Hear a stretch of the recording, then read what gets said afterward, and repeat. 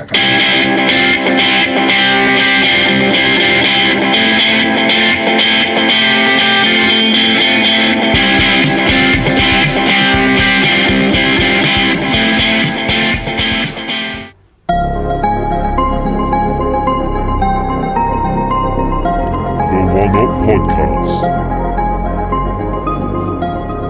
everyone, welcome to the One Up Podcast Season 2. We're back. We're back, boys. With me, Will, co-host, Ben, and our special guest for the day, Big Boy Cameron. Absolute unit. So, we've made some changes to Season 2. Obviously, Season 1 was just gaming news, just talking about gaming, really. But this season, we're going to have everything from music, film/TV, and also we're bringing back gaming for the second season. So you can't just leave it out. It's important to all of our lives. So we're going to start off with a bit of film and TV, what people have been watching. So Ben's choice for this week is The Castle of Cagliostro. Okay, I love this film, personally. It's directed by a Japanese guy called Hideo Miyazaki. He's famous for his anime-based films. He's you'll know him because he's the head director of a company called Studio Ghibli, which is an anime company that's still active today, just barely. But this was before that era. So around 1979, Studio Ghibli was formed in the mid-80s. The film is based off a really key part of a franchise that's been going on since the late 60s called Lupin the Third, which is this thief action adventure drama type thing. And the film's about a plot of him breaking into this castle that has a lot of mystery surrounding it, and the whole thing is about a conspiracy about counterfeit money. And he is this, I'd say lawful evil kind of guy. He's a thief, but he has good morals, and he's a nice guy. So a Robin Hood type. Yeah, he does want money, and he will give it to people, but he is a bit of a sleazebag because he's just a criminal. Yeah. He's a nice guy. It really is a great film. The score was done by a guy named Yuji Chun, who's really famous for a lot of a Japanese orchestral music in really early anime from the 70s onwards to the 90s. He's faded out now because he's gone into retirement. He's 75. But the score for the film is really good. Definitely. It adds to the whole thing. The animation is really well as well. A lot of famous animation directors from the industry done on that. So it's basically every famous anime film person in Japan just yammed into one. When they made this, they weren't famous. They made this, then Miyazaki was you've all got a lot of talent, let's make an animation studio. They're alright. And that's what made... Then they made all these House Moving Castle and stuff like that. It's got 7.8 out of 10. That's the common... It's really critically acclaimed. The dub came out in the late 90s by a company called Funimation and a few other ones, but those aren't very good. But it's definitely worth a watch, and it's a really good film for people who don't really like anime, the common tropes of it nowadays. It's a good introductory film. It's definitely a good watch. It's on Netflix. So, go watch that. That's my recommendation. Very nice. So that's the film, right? That's the film. My choice at the moment is Atypical Season 2, which just came out on Netflix. I think it was last Friday, September 7th. And it's basically this TV series about this family. The main kid, he's 18, but obviously he has autism, so he's not really independent yet. And it's the story of him going into adulthood, applying to college, things like that. It's really good. I would definitely prefer the second season over the first one, which seems a lot more fleshed out. They obviously had a bigger budget because Season 1, you only give the studio just a little bit of budget. It was the same thing with Stranger Things. Yeah, I get you. And as the seasons go on, obviously, it'll get better. So yeah, I'll definitely give that a watch. Ooh. It's really good. And Cameron, talking about anime as well, JoJo Part 1. Yeah, over the past 2 weeks I've been watching JoJo's Bizarre Adventure Part 1. It's a anime based off a manga. It was created in 2012 by a company called David Production. It's based off of a manga by a man called Hirohiko Araki. And it's following the story of... It's a bit of a convoluted story, but the way they're fleshed out is great. It's about a guy called Joseph Joestar, and his bizarre adventures that ensue with a guy named Dio, who's his stepbrother, who's the villain of the series. I've watched it. It's really good. It's got a really big online following. It's got a huge online following. It's good, but its most famous part is its community with many interesting people and in jokes. A lot of memes. Everyone just goes, is that a JoJo reference? I don't know, maybe. Maybe, I know. I haven't seen it. What's going on? A lot of buff Japanese men speaking bad English with bad British accents, fighting each other over some Aztec death mask. What's not to love? Exactly. It's great anime. A lot of content though, really. A lot of manga, a lot of anime. Very A deep. bit like Lupin the Third. That's like Yeah, it's been going since like it's one of those animes where it's like the late 60s. late 60s going on. Yeah. So that wraps up our film and TV section for this week. Now we're on to music.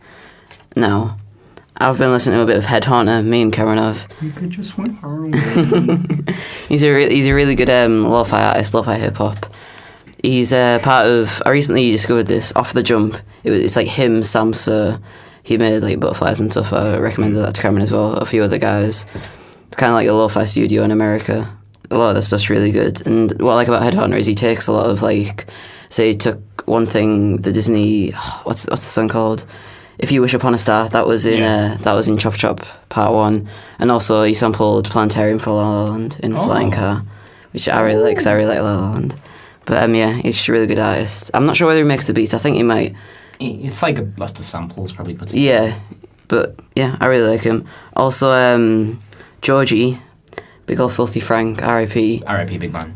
He's been racing to music, which I really don't like. But he released a new song called Slow Dance in the Dark, which I really enjoy.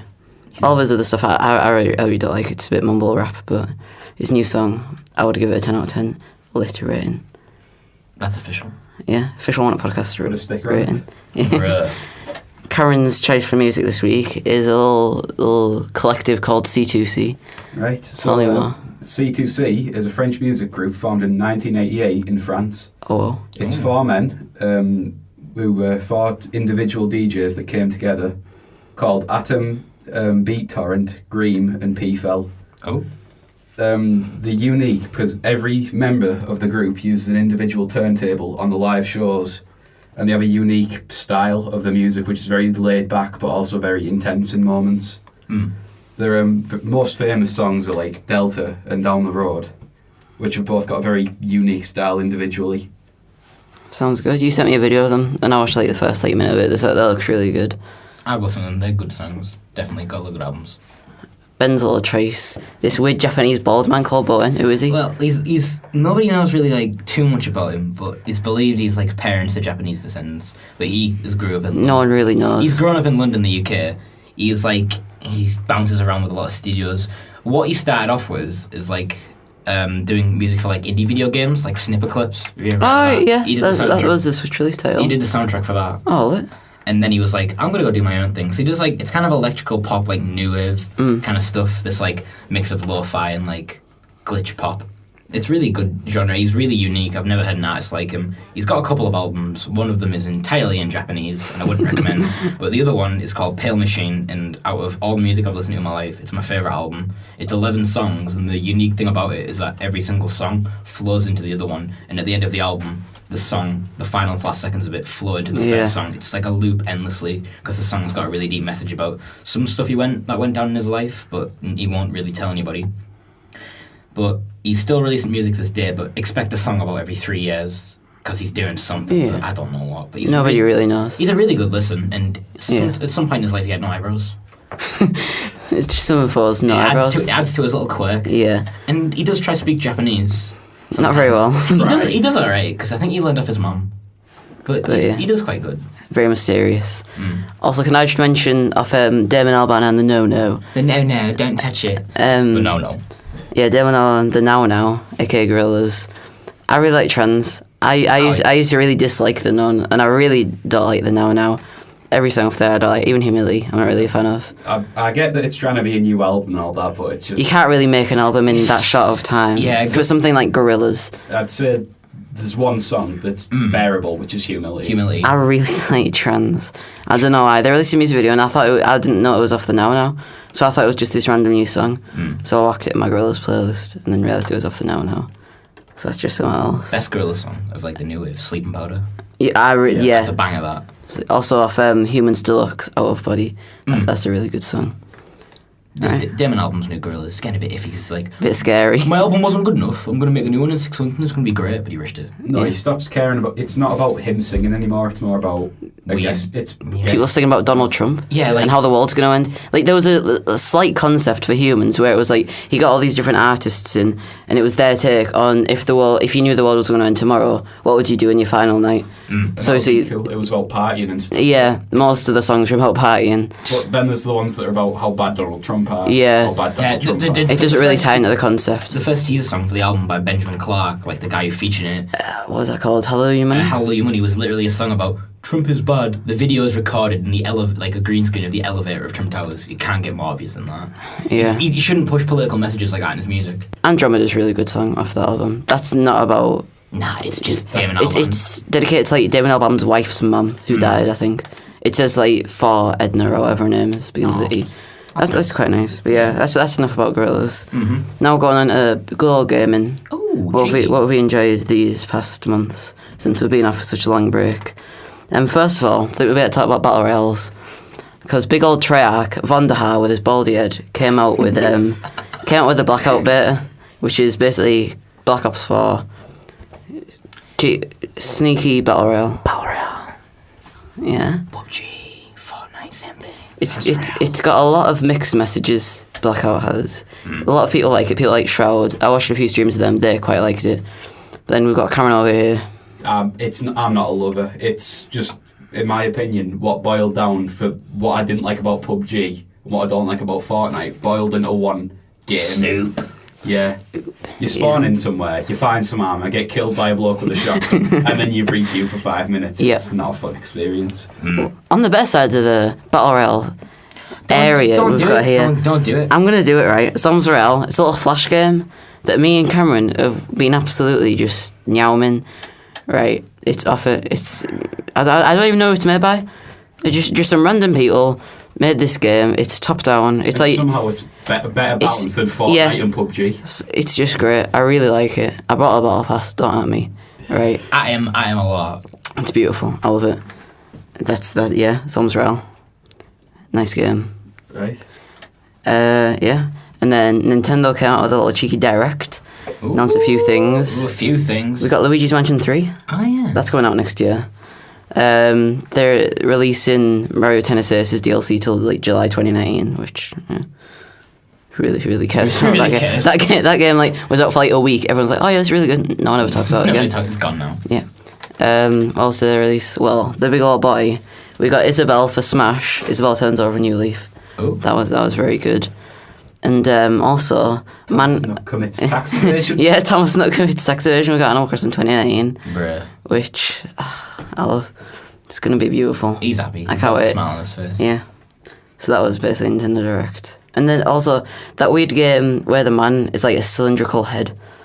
It's like a weird Japanese game where you have to roll stuff up and then get the most points. Katamari. Katamari reroll. I love That's Katamari. coming to Switch. That's a blessed cat game. The Yeah. soundtrack's cool. That's pretty much the Nintendo Direct. Also, we got a few games that Karen wants to talk about. Well, Iron Harvest. Iron Harvest is a diesel punk game based in 1920. Its Kickstarter came out earlier this year, and it far surpassed its goal of 500,000 by achieving 1.5 million. Ooh, that's good for a Which Kickstarter. means it's scheduled to release next year, and if you pre-order it now, you get all the betas that are coming out. Get a bag full of bonuses, including a war bugle. Yo. Wait, a bugle? A bugle, like a little trumpet thing. Oh, I thought you meant the dog. Nah.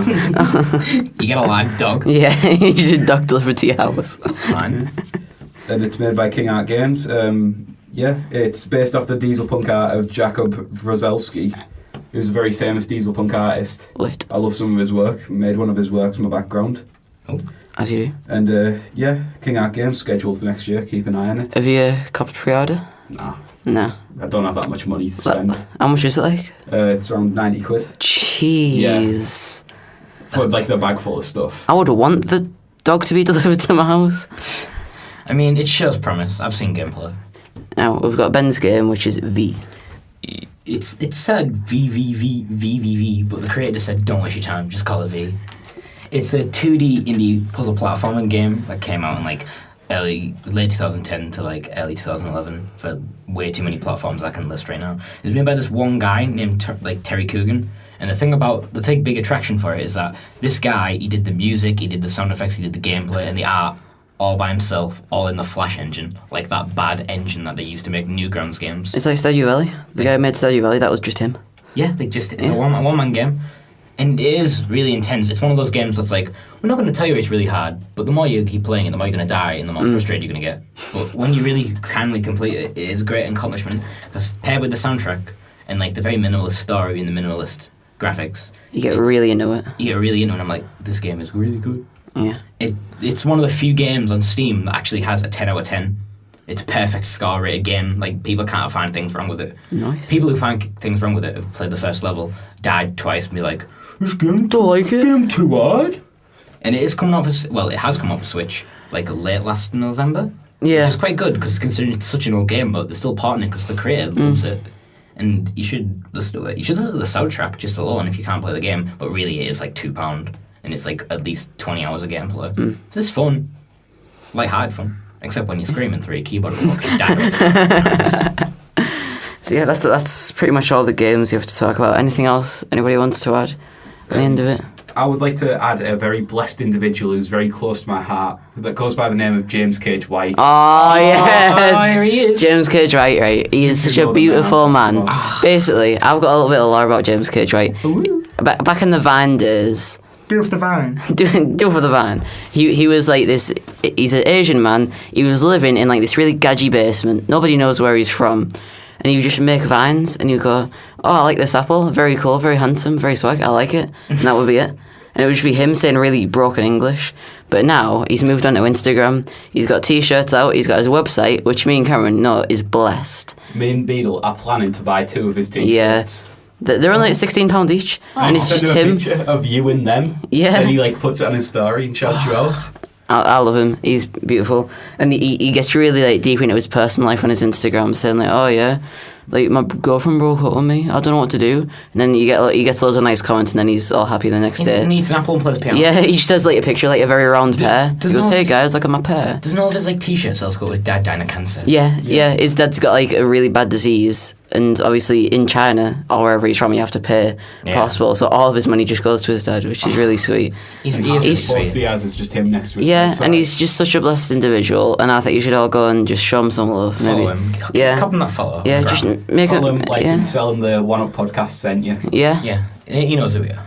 Yeah. Legend. Yeah. James Cage White, beautiful man. That's the end of the One Up podcast, season 2, episode 1. Ooh, bro. Thanks for joining us. Yeah, thanks for listening. And thanks for coming, Cameron. You've been a good guest. I love you. No problem. That was a bit deep, Ben, but it's fine. Yeah. I do. Totally platonically. Platonic, yeah. I love Plato. Good So, yeah. Greek philosopher. That was the end of the One Up podcast. Episode 1, season 2. There you go. There we go. We're doing all media now, like game and anime. Anime coming next week. See ya. Bye. Bye.